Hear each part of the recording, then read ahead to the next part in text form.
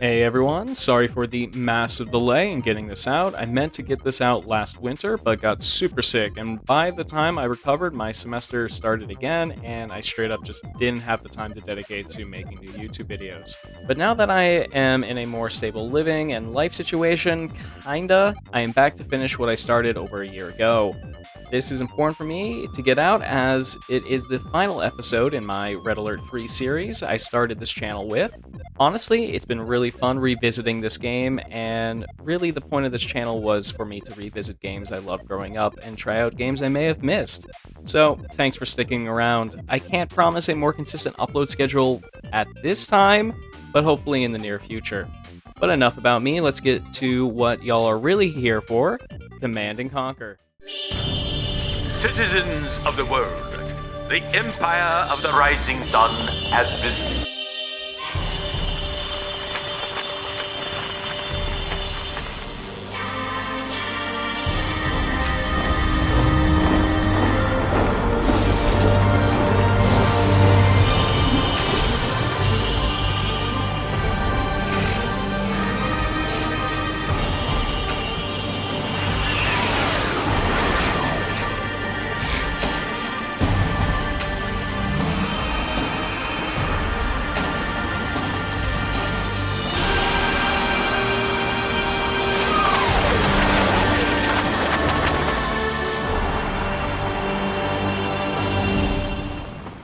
Before jumping into the Imperial campaign, though, I want to briefly talk about CNC.net, an amazing website that I have mentioned before in my previous videos here. CNC.net is a godsend if you are a Command & Conquer fan. It is a community-run website dedicated to Command & Conquer, including forums, live streams, and most importantly for this video, free downloadable versions of Westwood CNC titles. That's right. For free, you can play any of the original CNC games, such as Tiberium Sun, Red Alert 1 and 2, and each game's respective expansions. There's even Dune 2000 in there too. But that's not all. It also includes some of the highest profile mods, such as Mental Omega and CNC Reloaded. I highly recommend checking out this website if you are interested in the original games or even just an RTS fan. I will put the link in the description for anyone interested, and I would consider donating to these guys if you have the cash on hand. They are really doing God's work out there. And if you're like me and was always interested in Mental Omega but couldn't find the time to jump in, I also highly recommend checking out Physmites, Simonets, Simonets video series on the mod story. It's honestly pretty gripping. And with that out of the way, let's jump into the final campaign of Red Alert 3, the Empire of the Rising Sun. We first meet one of the game's star actors, George Takei, playing Emperor Yushiro. I don't think I mentioned this before, but I'm a huge Trekkie, so I really appreciated seeing him take this role. Not only that, he is far from phoning it in and can be just as memorable as Tim Curry is in this game. It's kind of like taking on Mirror Universe Sulu for those who know who I'm talking about. On top of that, looking at the behind the scenes, it seems like he was having a good time too. Balanced in body, mind, and determination. When we strike, you will fall, just like this fool. Who is this fool? Where is this fool? Hi, I'm George Takei, and you're watching Battlecast. But my mother was a good Charleston dancer, and I thought that looked so funny, the outfits. And particularly my mother in her 40s and 50s doing this. To be entirely honest, I don't believe Mr. Takei needs to be introduced. Despite one of his most prominent roles being from a 60s show, he has had a massive cultural impact and really adapted well to the rise of social media and staying in within the cultural zeitgeist. He also has been working basically non-stop since Star Trek II, being an incredibly prolific actor in shows, movies, and video games, as well as in theater, with his latest performance being in 2003. I was kind of shocked by how many roles from some of my favorite movies and shows he's been in where he wasn't just playing himself. This includes a number of Disney's Renaissance films, Adventure Time, Transformers, Animated and Prime, Star Wars Clone Wars, and regular show. I'll have to stop or this will take up the entire video, but you get my point. On top of acting, he's also been a very influential activist to this day. Give his Wikipedia a quick look and you'll surely be impressed. But enough behind the scenes, the great Emperor has called upon us to see through the Empire's plan for world supremacy. First taking on the Soviets, then crushing the Allies. To help us in our cause, we meet Prince Tatsu, played by Ron Yuan, who I mentioned in my Soviet campaign video. He is also quite the prolific actor and voice actor, being a staple background character in a lot of CSI shows. But interestingly enough, he is the voice of Sub-Zero and Scorpion in the Mortal Kombat movie and Mortal Kombat 11, respectively. And of course, I recommend checking out his IMDb as well. Tatsu is one of the driving forces behind the Empire's technological supremacy, which according to the lore is due to their mastery of nanotechnology, which forms the basis of their military. This interaction between the two demonstrates the central conflict of their campaign, being between the traditional values of the Empire and the need for technological progress. Tatsu then introduces us to our communications officer, Suki Toyama, who gives us the deets on our first mission. We will be using the cover of a New Year's Day celebration to strike deep into the Soviet Union at Vorkuta, which, fun fact, is considered the coldest city in Europe, being above the Arctic Circle. Suki closes out our communication with this badass line: "To destroy their naval yard, crush their spirit, and turn this day of celebration into a day of mourning." And we embark upon the first Imperial mission. Our objectives are simple: to destroy the naval yards, and in Red Alert tradition, destroy a bunch of historical monuments.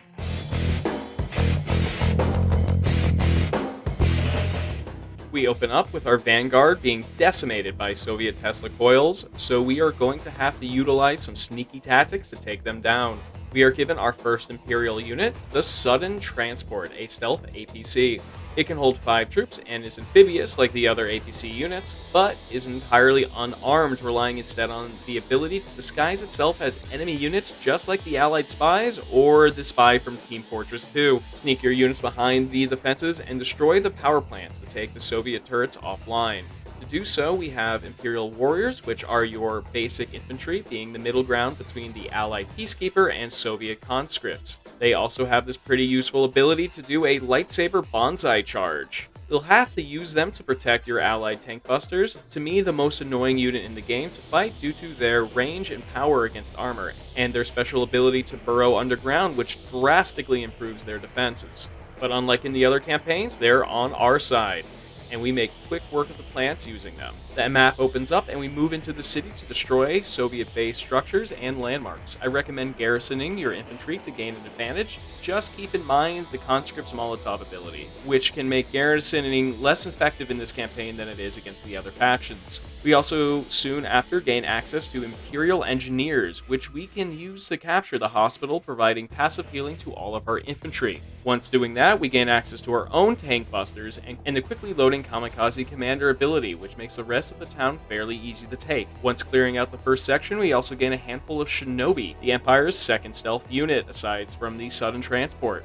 Unlike other stealth units, these guys are pretty useful in a fight, using shurikens to quickly dispatch enemy infantry. They can also turn invisible for a short time, move fairly fast, and can infiltrate enemy facilities to cause different effects. This time, use them to infiltrate the power plants so your infantry can take out the Soviet defenses. Or just do what I did and use your transports to sneak your whole army past.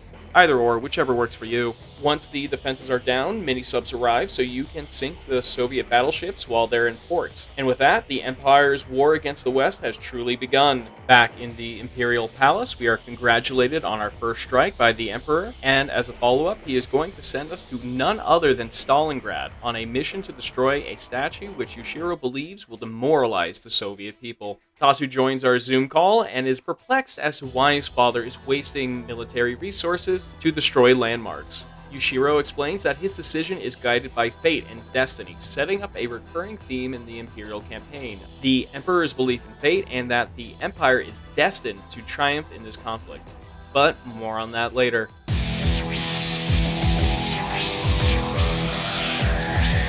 We start off the mission with some Mecha Tengus, the Imperial's primary fighter plane unit, which has the ability to transform into a ground mech a la Macross, which can fight infantry and light vehicles. Compared to the other faction's fighters, however, the Tengu is by far the weakest, easily losing to both the MiG and Apollo fighters. But unlike those other units, it is not limited to available hangar slots, meaning it can be mass-produced, which arguably makes it the most useful of the three. The very super robo transformation mechanic is also very useful and cool. It is a key mechanic for a lot of the Empire's unit. And don't get me wrong, it can be extremely useful, but it's also the reason I don't usually play the Empire, because it requires much more micromanaging compared to the other factions if you want to get the most out of your units. The first part of the mission is easy. Use your Tengus to take out the flak infantry, then transform them into airplane mode to take on the twin blades. I start off building an engineer and a sudden transport to capture one of the nearby oil derricks, while my ally captures the other. I like to destroy the base to your immediate left, since you can accomplish a secondary objective and grab these valuable loot crates. I use the cash to make a squadron of Tengus and send them over to destroy the secondary statues to the top right of the map, and grab the loot crates there too.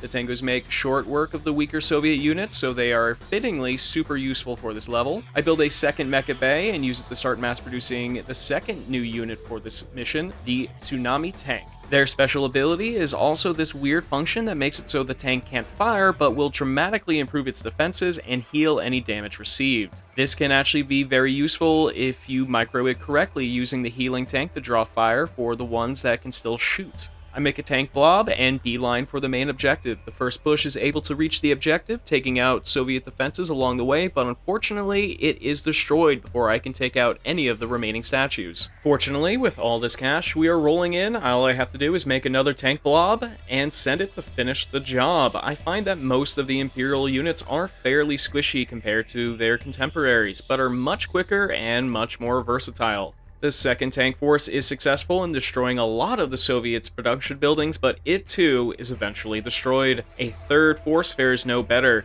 If you can tell, I am not really the best at the Imperials. Usually when I play, I either do Soviets or Allies for their tank rushes and air units respectively, so I tend to find the Imperial campaign the hardest of the three. But if at first you don't succeed, try again. And our fourth tank force is finally successful in taking out the rest of the production buildings and destroying the rest of the statues. Just remember, if you want that secondary objective to destroy the other statues, do it before destroying the main base. Our mission isn't quite done yet, however, as Tatsu is trying to build a mysterious new weapon upriver, and we will need to protect a series of transports heading that way. The Soviets won't make that easy for us, however, as they deploy 4 Apocalypse tanks to intercept the transports. I tend to focus on one Apocalypse tank at a time with all my forces. You will have to be quick, though, since I believe you need all transports to survive if you want to finish this mission. The tanks are followed by some infantry deploying from APCs, so I like to mix my forces with tsunamis for heavier units and Tengus for the infantry and twin blades.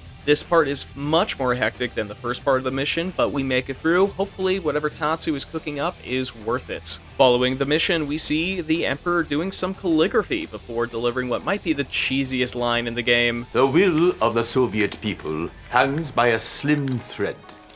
Our next attack will sever that thread like a katana's edge. Tatsu seems busy with his weapon as he is ordered to use it against Odessa. More of the differences in personality between the Emperor and Tatsu are shown as Tatsu doesn't really believe in his father's philosophy. In fact, we see a more bloodthirsty side of him that will come up later in the campaign, and especially in the expansion.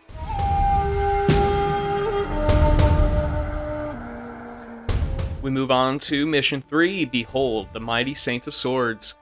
We won't have to wait long to find out what Tatsu is planning.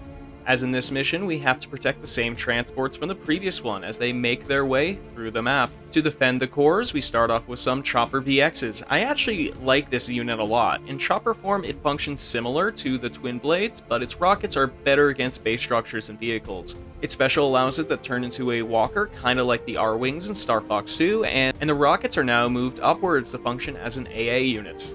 Right now, though, as we have to protect the transports from stingrays and Akula subs, I like to split up my squad so one chopper can take out threats in advance and the others can focus on the Akulas. When you get to the docking station, transform your choppers into VXs to ward off the incoming twin blades, and just wait for all the transports to arrive. Once all the transports get to the station, get a brief but fairly cool cutscene of our newest weapon, the Shogun Executioner. To be honest, as cool as this unit is, I am not the biggest fan of the design, but its resident weirdness does fit the series. From here on out, this mission is a cakewalk. The Executioner is basically invincible. Aside from a massive HP pool, it can regain health if hit by Tesla weaponry, which you will find plenty of in this mission. Its regular attack is devastating to pretty much everything the Soviets can throw at us, and its special can take out swarms of units in one single stroke. It's even so tall it can just walk into helicopters to destroy them. You can still lose, don't get me wrong, but you'd really have to mess up. On that note, I also really like Moskin's reaction to seeing the Executioner. Ooh, that's quite a monstrosity you have assembled. I'm very impressed. But I'm afraid your little toy must be destroyed, and then yourself shortly thereafter. I find it also interesting that although the main player just controls the Executioner, your co-op partner has access to a normal base. I've never done the Imperial campaign co-op, but I feel it would be pretty fun, or at least unique. Speaking of co-op partners, I haven't touched on the Imperial campaign CEOs yet. Right now we are fighting with Kenji, played by Jack J. Yang, a Canadian-American actor who's had some minor roles in TV shows, movies, and some video game voice acting work. He is in Justice League, Grey's Anatomy, Need for Speed, Scrubs, and of course, as you might expect, CSI and Law & Order. He's portrayed as a young, cocky rich kid commander, and his skirmish AI focuses on mecha units. And his actor is free of controversy as far as I'm aware, which is a relief since like half this game's cast went off the deep end in the 2010s, so that's a relief. Once we take out all the defenses, we get orders to destroy Krukov's HQ, which I am always happy to hear. Also, I like the touch that whenever Krukov's army is in the field, his units are colored purple. Nothing huge, just a nice touch, I think. Krukov doesn't have any special tricks though, just get the Executioner over there and wipe out his base. Krukov still escapes while being fairly smug, but for now, victory is ours. The Executioner even has this special victory animation. We get to see a televised threat from Emperor Yushiro that is broadcasted to all the United States, threatening the free world not to resist him and the Empire. This cutscene also has my favorite joke, by the way. Do not struggle against what is inevitable. Also, looking at these TVs makes me feel real old. We then zoom out to Tatsu, seemingly not impressed with his father's actions once again. Yushiro notices and confronts his son. Apparently, the address to the United States from the Emperor we just watched was Yushiro offering the Allies the option to surrender.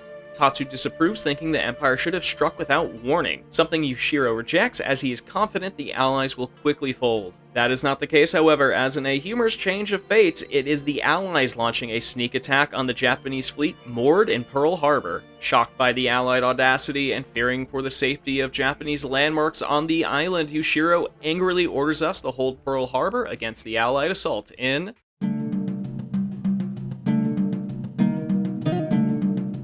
The Allies have a massive naval force incoming to the island, and we will have to defend ourselves and the harbor's monuments until Tatsu arrives with backup. We are given a handful of units in the Japanese Defender Corps, their primary turrets.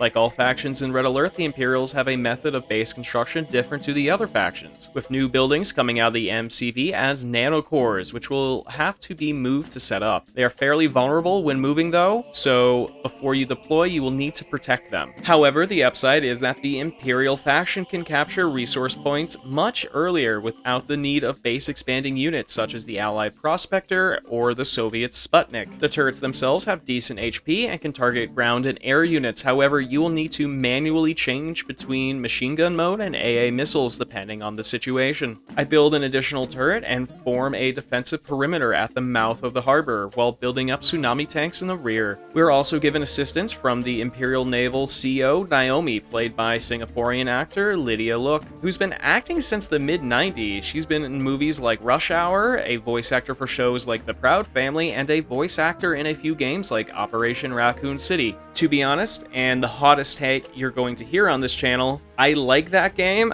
but I am very aware it's trash. In Skirmish, I think she is the toughest Imperial CO, as she is extremely deadly with her naval units and will utterly dominate the ocean part of the maps in early game. Back on the mission, I recommend capping the observation posts, and keep in mind that the allies will airdrop units behind your lines, so maybe worth defending the objectives farther from the front with a turret or some units so you don't get blindsided later on. Although seemingly straightforward, this mission is really when the Imperial campaign begins to take the gloves off. We face off with our old friend Warren, who deploys a base at the end of the map, and will send waves of allied naval units alongside bombers and cryocopters, so get ready for a fight. You can, however, hinder his assaults by attacking the base directly in between waves. Just be warned, it's not as easy as it sounds. I'm able to take out a few of the docks with my tsunami tanks, but the base is still standing. However, after a few minutes, we will receive Naginata cruisers that can help finish the job. The Naginata cruiser is an excellent anti-navy unit, as its torpedoes do a ton of damage and can even target submerged units like mini-subs and Akula subs. Their special is also this useful torpedo spread attack. Just keep in mind they will sink friendly units if you don't position them correctly. The allied base is kneecapped but not destroyed, as there is a layer of allied prism turrets defending the last MCV and docks. We're going to have to wait for more firepower. I switched to defending, and unfortunately, despite Naomi's competency in skirmish, she gets overwhelmed quickly, and I have to focus on helping her. At the same time, we get a message from Suki that allied spies will try to take our observation posts offline. Our reinforcements, though, are getting closer,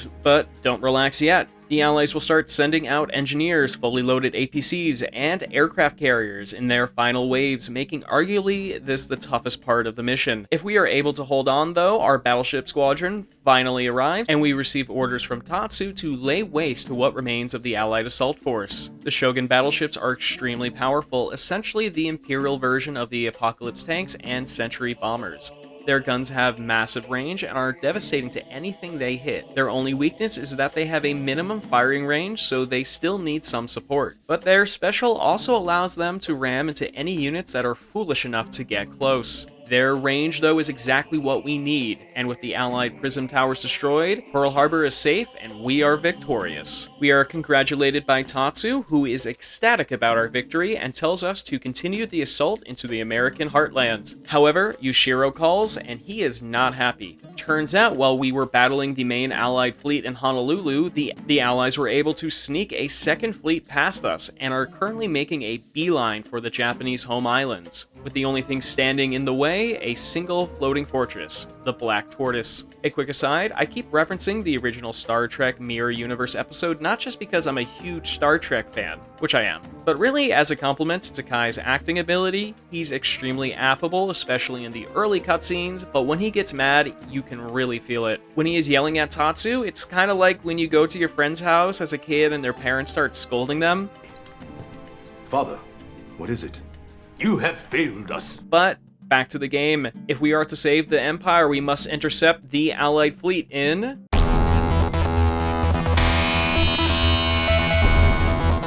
I actually quite like this mission, since for the first time in the last 3 campaigns, we're actually defending one of the Japanese floating fortresses rather than attacking it. The floating fortresses themselves, I think, are a cool design and concept, and I would like to think are inspired by the floating fortresses mentioned in 1984. I feel like I'm one of the few people on YouTube who references that book without making a political point, but like a lot of Red Alert 3, there isn't really any background information on them, despite their prominence in the campaigns. But that's neither here nor there. We start off the mission with a small but powerful fleet of Naginata cruisers, Shogun battleships, and our newest unit, the Rocket Angel, which is one of my favorite Imperial units. They're fairly slow for an air unit, only really being faster than the Kirovs, and they are a bit squishy too, but they make up for it in sheer versatility. Their rockets are much stronger than the choppers and can target both air and ground units, giving the Imperials some much needed AA cover. Their special, which has the ability to stun units is also quite useful, as it can be used to neutralize stronger tier 3 units.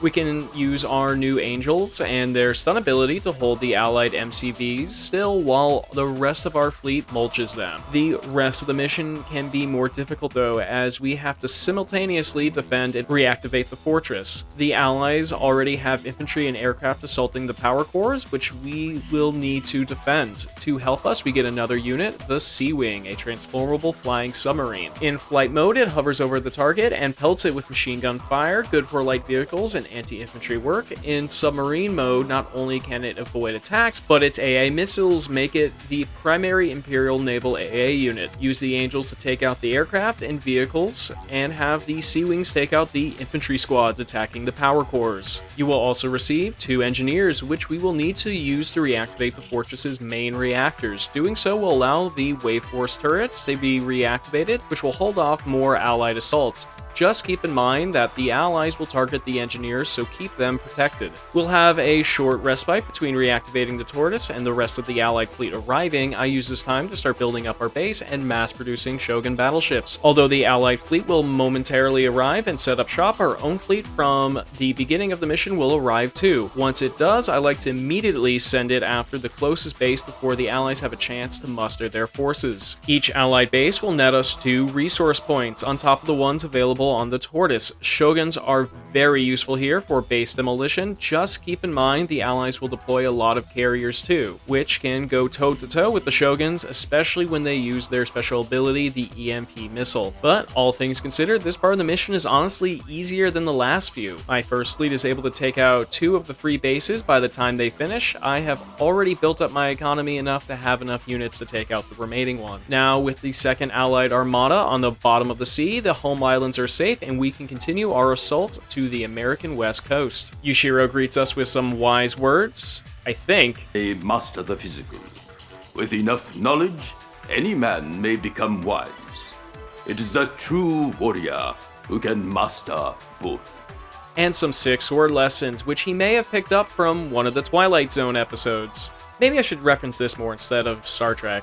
I also want to throw in a study the blade joke, but I could not do that to Takai. With Tatsu MIA in this scene, Yushiro potentially vindicated in his belief due to our victory after miscalculating allied reaction to his declaration of war. Yushiro has cooked up a new plan to demoralize the allies and achieve his divine destiny. Unlike the Soviets, though, it's going to take more than a few destroyed statues to break the Americans. Instead, he plans to disseminate Imperial propaganda through the Allies' own movie industry. That's right, we're invading Hollywood.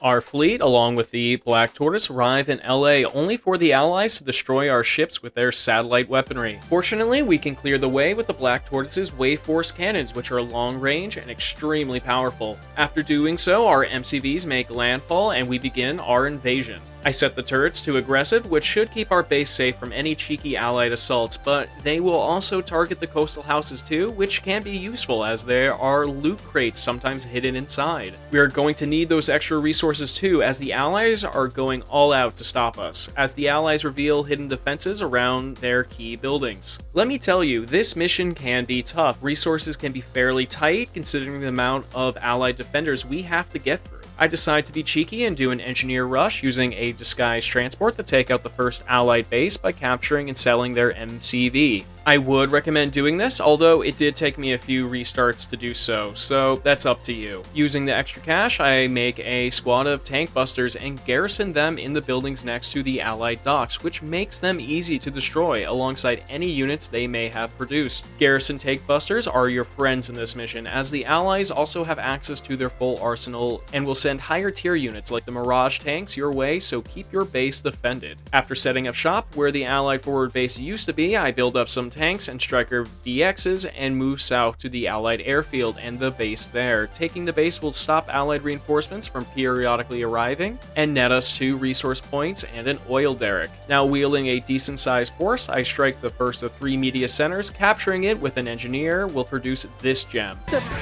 Another media center has been captured.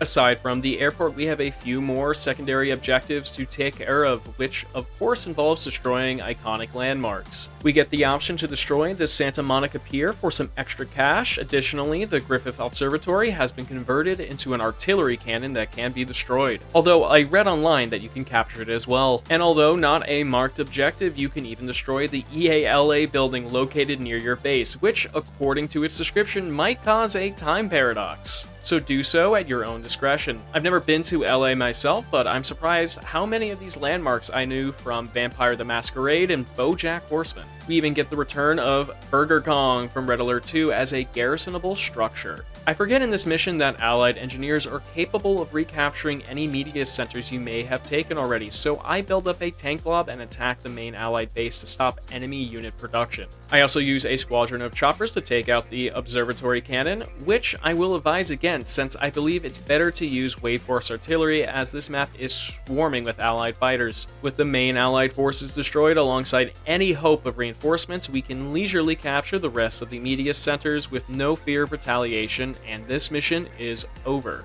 We also get what might be the best cutscene in this game, not featuring Tim Curry.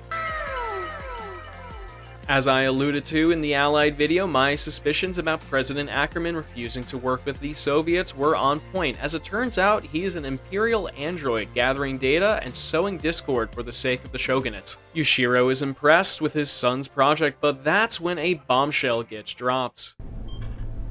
Well, the Soviet Union was on the brink of defeat and we went back in time and changed everything. What are you saying? Well, we violated the space-time continuum and forever changed the future.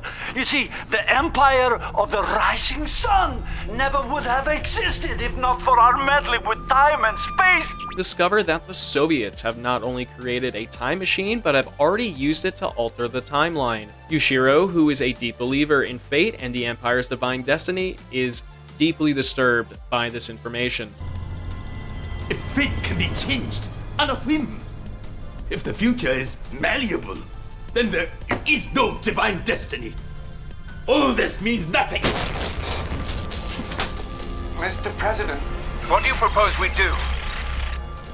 Oh my god. Bloody hell! The culmination of Tatsu and Yushiro's differing outlooks on the world come to a head here as news of the Allies and Soviet Union working together to launch one last attack on the Japanese mainland. Yushiro realizes his son was ultimately correct and renounces his claim to the throne, now admitting that his son is now more worthy than him to hold the title of emperor and the only one who can defend Japan in this dark hour. Tatsu accepts and must use his new position to defeat the Empire's enemies once and for all. It's kinda sweet in a way, father recognizing his son as a worthy successor. Of course, though, you will have to ignore the fact that they are both bloodthirsty tyrants, but hey, it's a strategy game, so I think that comes with the territory. We rush back to Yokohama Harbor to stop the Allies and Soviets from landing on the Japanese mainland in Mission 7.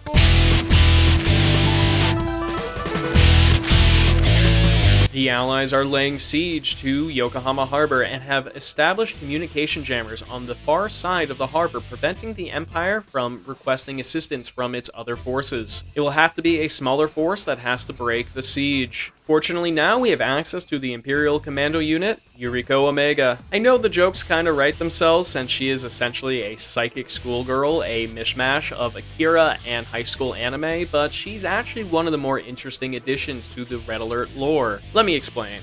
She's kinda this timeline's XP of Yuri from Red Alert 2 and the star of its DLC. After Cherdanko changed the timeline, some of the technology of each faction was altered a bit. The Allies lost their chrono and weather control tech, but developed cryo and prism weaponry instead. The Soviets retained their Tesla tech, Iron Curtain, and Desolator weaponry, but their psionic and cloning technology is non-existent. Which is also why giant squids didn't return in this game, which I believe is truly a devastating loss. So instead of the Soviets experimenting with psionics and cloning in this timeline, it was the Empire in addition to their nanotech. However, the technology is handled quite differently here. Instead of using mind control, Yuriko is the master of telekinesis. Cloning is also far less advanced for the Empire. They can't make a cloning facility like the World War III Soviet army. And it seems they just use the clone tech to clone Yurikos, which we can see here as officially our co-commander is using Yuriko Omega Alpha, which sounds like a fraternity, I know.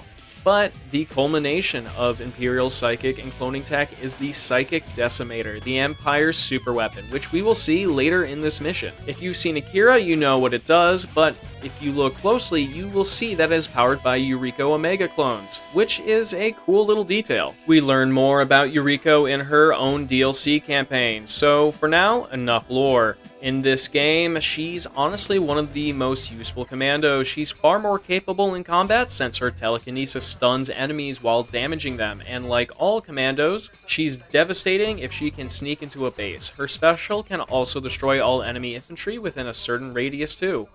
The first part of this mission is pretty easy. We just need to start making our way towards the remains of the Imperial bases. We get ambushed by some allied patrols, but they're easy. If you take out the bridges they are on.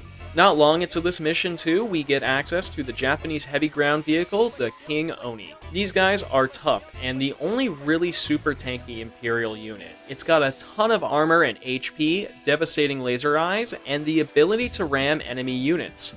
They're honestly even a match for the Apocalypse tanks. Once we reach the bases, we receive some shinobi as well, which can make quick work of the attacking infantry. Once the infantry are cleared out, we can take control of the bases for ourselves, and we'll have to hold out for reinforcements. And this is where the level starts to get a bit difficult. Honestly, I remember this potentially being the hardest level in the Imperial campaign. The allies will throw everything at you, and you will have to start pumping out units as quickly as you can. Yuriko can easily take care of the allied carriers, and I also start mass producing Tengus so I can intercept the allied bomber squadrons. After holding out for a bit, reinforcements arrive in the form of MCVs and some nanotech cores. Cap the resource points to the left and right of your base and build up your forces for your counterattack. The allies will still send units your way though, so be careful. This even includes chronoing in Mirage tanks. Also, a timer starts for when the allies disrupt our battlefield control, essentially cutting us off from our forces and resulting in a game over.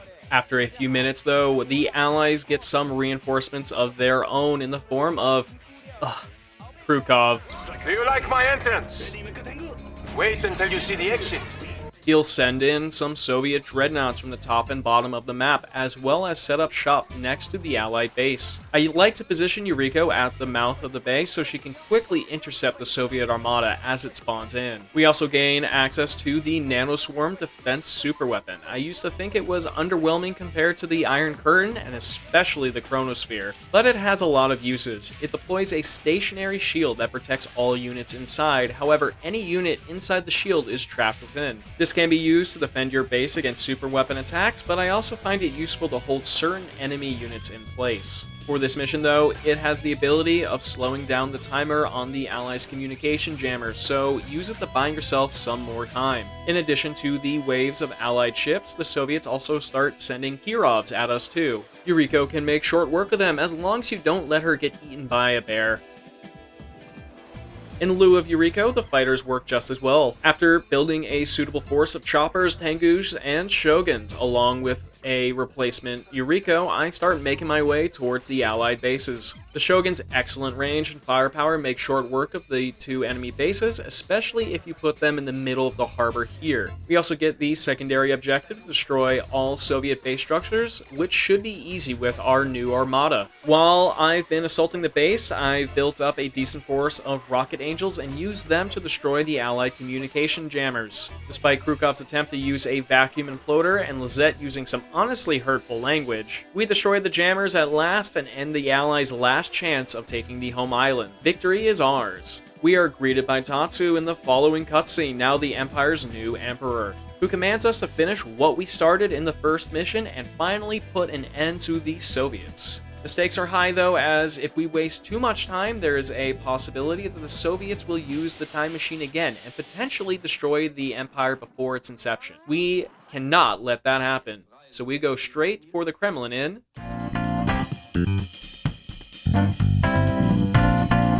This is the second and last Shogun Executioner level, but don't think it will be easy. It's going to take some time for the Executioner to arrive, and we will just have to survive until it shows up. We get to see this cool cutscene of a sudden transport and a bonsai ambush as our base units move in to set up. Tim Curry is back, but he's pissed to see us here, and will immediately start sending forces to attack our base.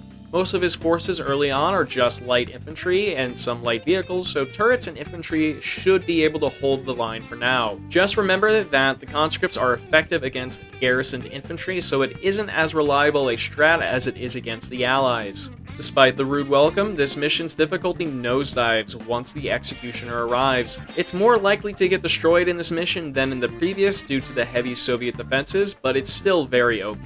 Suiki also gives us the go-ahead to construct the Imperial superweapon as well, although we did have access to it in the previous mission, so I'm not sure what that's about, but it will certainly come in handy here. Despite the power of the Executioner, Tim Curry seems less than impressed with our robotic abomination, but it's time to show him the power of mecha anime. Move the Executioner up the river and use it to wipe out the Soviet buildings at the top of the map. Krukov will arrive with some powerful reinforcements, but they still barely scratch our mech boy. Only thing to be wary of are the Soviet V3 launchers. They are arguably the Soviets' best weapon against the Executioner, but if any slip by, they can also do a lot of damage to our base. So I recommend building some choppers. In fact, build up your air force. It will be critical later. Once the first line of defenses are breached, the map will expand, giving you the opportunity to improve your income while the Executioner takes out the second line. Once the second line is destroyed, the map will expand again and Krukov will send more reinforcements, but the combination of our humongous mecha and our air force means there's little the Soviets can do to hurt us at this point.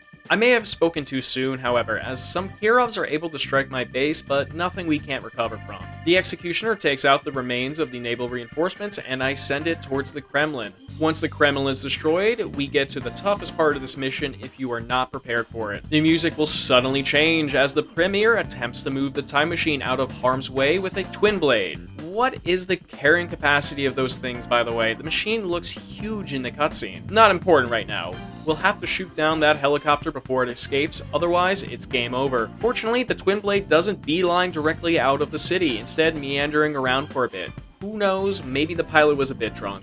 We use our Tengu squadron to make short work of the helicopter, destroying the time machine for good and securing the Empire's place in history. With the Soviet Union out of the way, we must finish off the Allies once and for all. We even get the return of Yushiro, who has seemingly recovered from having his worldview shattered in this honestly pretty sweet cutscene. Keeping in mind, both bloodthirsty tyrants.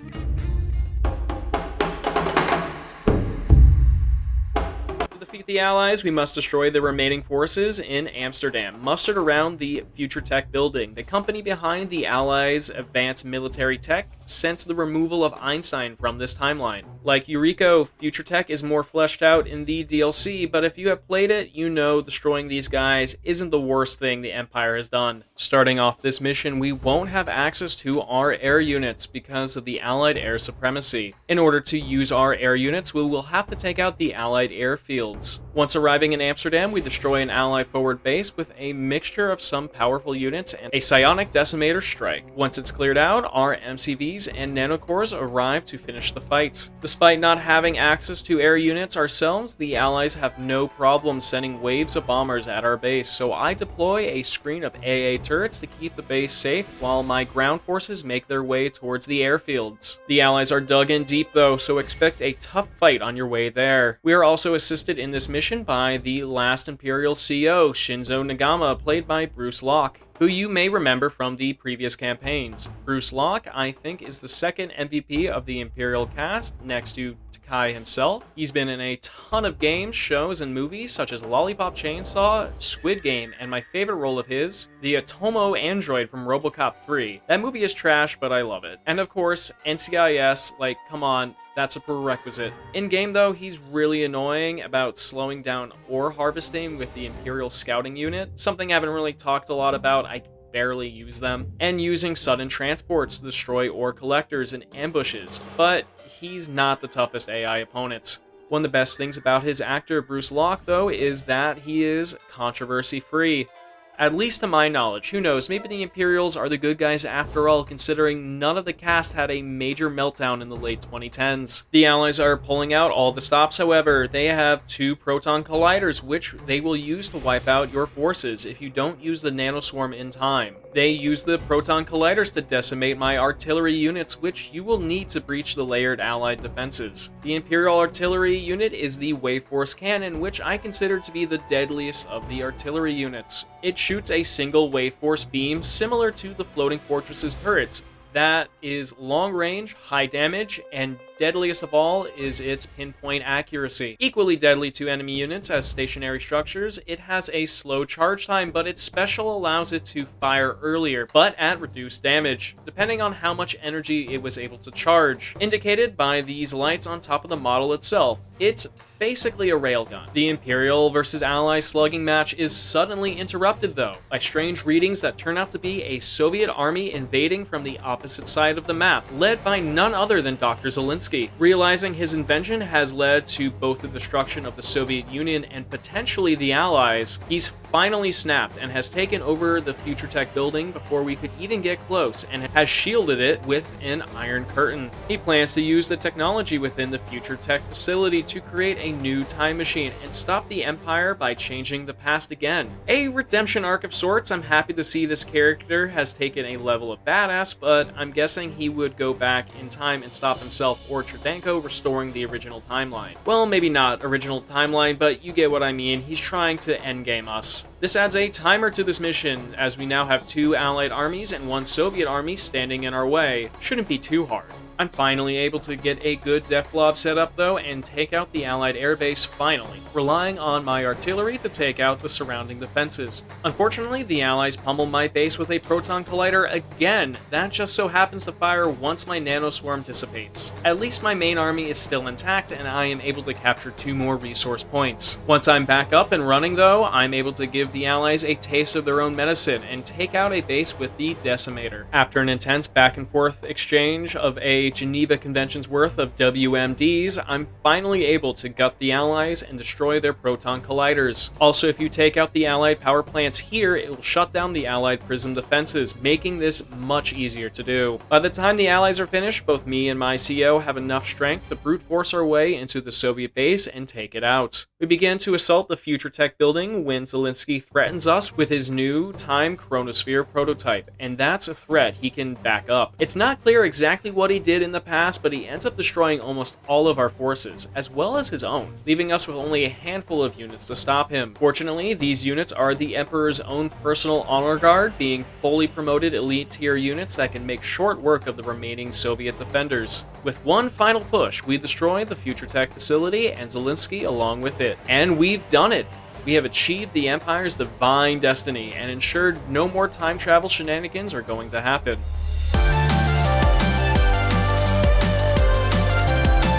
To contrast with the brutal slog we just fought through, we start the scene with some wholesome father-son bonsai trimming. On top of that, we are also bestowed the title of Supreme Shogun of the world's only remaining superpower. And with that, ends the Imperial campaign.